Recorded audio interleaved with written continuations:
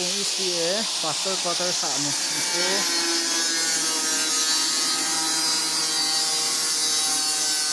sanglay kam to nute kom na ni him anom sa dringin